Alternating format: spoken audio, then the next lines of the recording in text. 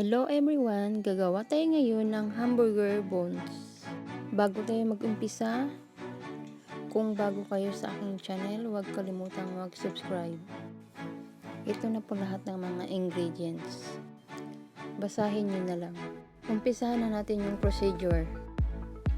Sa isang bowl, maglagay tayo ng tubig, isunod ang yeast, darugin nyo, tsaka i-mix siya ng maigi.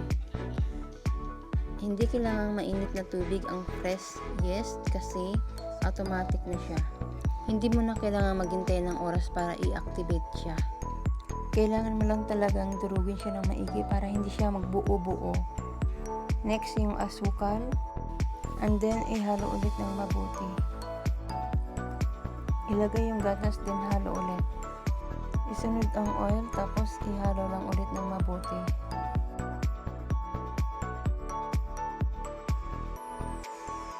Ilagay na rin yung itlog. Mix lang and then set aside.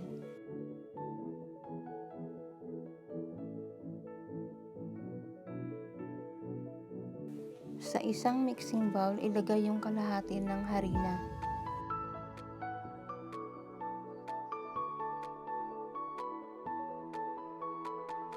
And then, ilagay lahat ng liquid mixture. I-mix mo na mabuti hanggang maghalo lahat, mga 2 minutes. I-mix mo muna sa medium speed.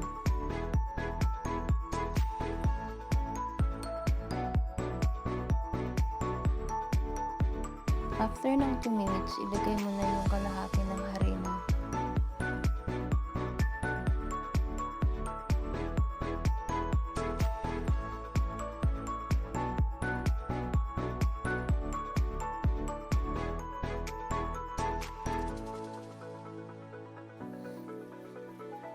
I-scrap mo din yung gilid para maghalo lahat ng harina.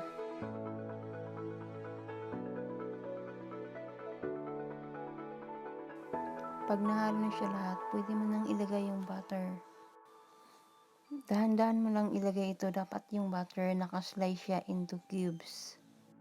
And then, i-mix mo na siya into high speed hanggang maging elastic.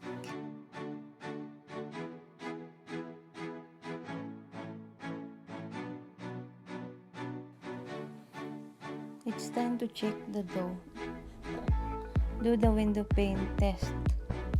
I-stretch mo lang yung dough ng dahan-dahan.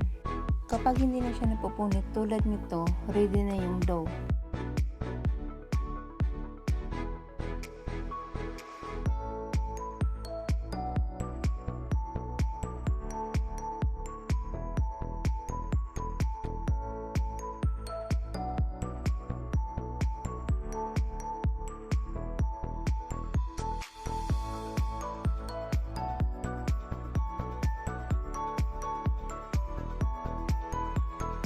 I-form lang yung dough ng bilog, tsaka ilagay sa bowl.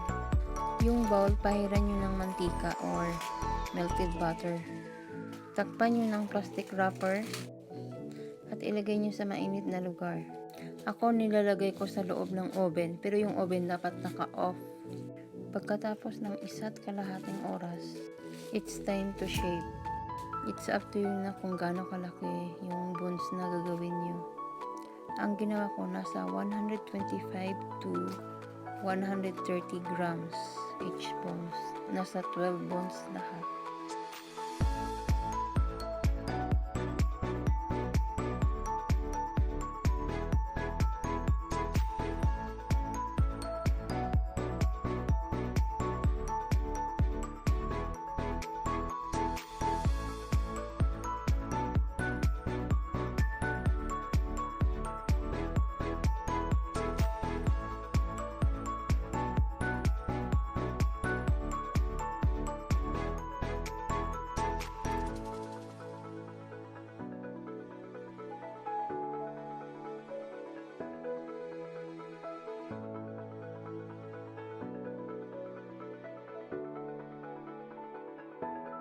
Lagyan nyo ng plastic wrapper bago ilagay sa oven ulit. Yung oven naka-off dapat ha, huwag nyong kalimutan.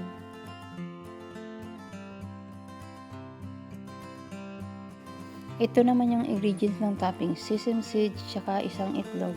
After ng 1 hour, nag-double size na yung burger natin. Pahiran na lang natin ng eggwash.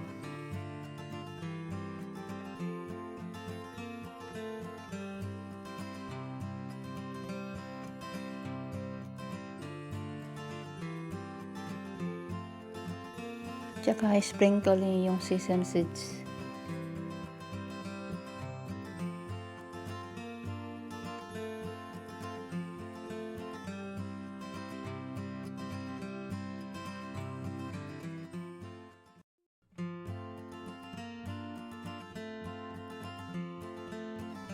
Tapusin nyo lang sa lahat ng buns. Isang dosena to lahat.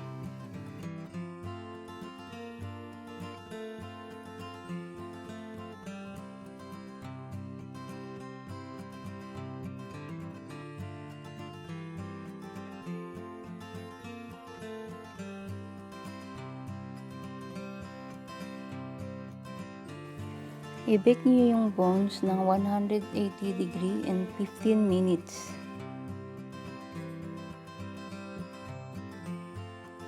After ng 15 minutes, ito na yung buns natin.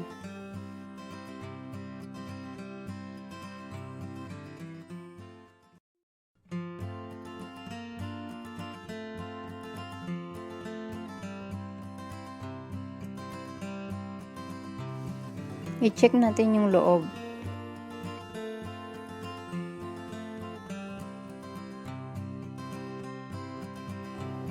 Hindi ko masyadong mahawakan kasi sobrang init pa niya. Kalalabas lang niya sa oven. Ayan, super lambot. Napaka-fluffy niya. Gumawa din ang hubby ko ng homemade hamburger patty. Tara guys, let's eat! Thank you for watching and don't forget to subscribe.